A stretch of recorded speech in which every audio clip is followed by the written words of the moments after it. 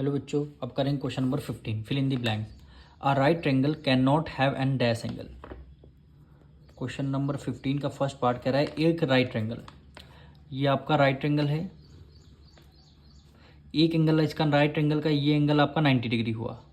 तो कह रहा है एक राइट ट्रायंगल में क्या नहीं हो सकता, यानी हम अगर इसको 100, ये आपका 90 हुआ तो इसको हम 100 अगर मान लेते हैं तो 100 + 90 कितना हो जाए 190। देखिए पर ट्रायंगल का ये रूल कहता है तीनों एंगलों का सम 180 आना चाहिए।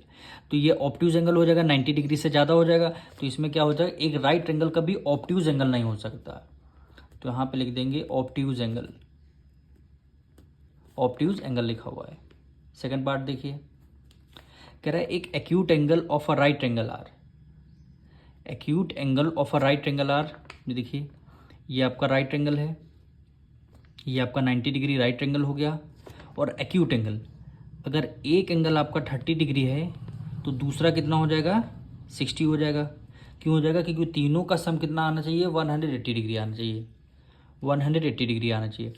पर ये तो 90 डिग्री हुआ, दोनों एंगलों का सम कितना 90 आ रहा है। तो ऐसे ट्रायंगल जिनके दो एंगलों का सम 90 डिग्री आता हो उनको क्या बोलते हैं, कॉम्प्लीमेंट्री एंगल। यानी 60 + 30 कितना हुआ 90 हो गया। तो ऐसे एंगल को क्या बोलते हैं, कॉम्प्लीमेंट्री एंगल, कॉम्प्लीमेंट्री एंगल।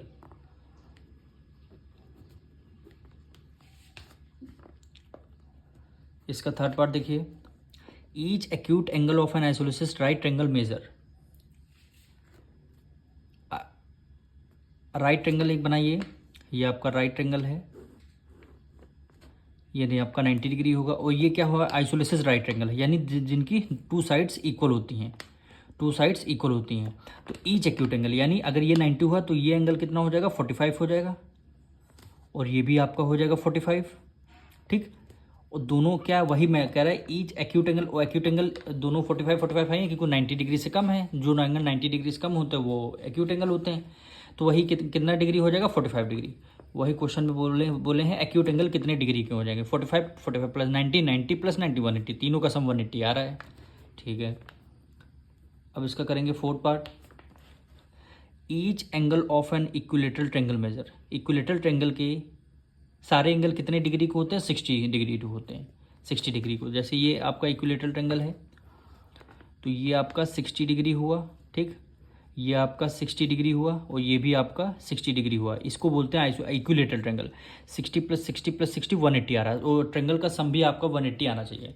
तो ये क्या होगा, ईच एंगल कितने, इक्विलेटरल ट्रायंगल के ईच एंगल 60 डिग्री के हो जाएंगे। अब करेंगे इसका fifth part. The opposite side of a right angle of a right triangle is, the opposite side of a right angle of a right triangle is. देखिए ये right angle है, इसकी अपोजिट साइड को, ये वाली साइड को क्या बोलेंगे, हाइपोटेन्यूज। क्या बोलेंगे, हाइपोटेन्यूज। तो यहाँ पे लिखेंगे हाइपोटेन्यूज, हाइपोटेन्यूज।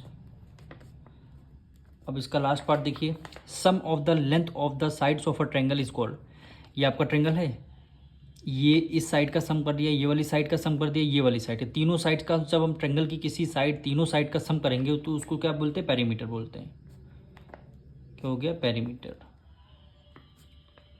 यही क्या हो जाएगा, आपका आंसर हो जाएगा। मिलेंगे नेक्स्ट वीडियो में।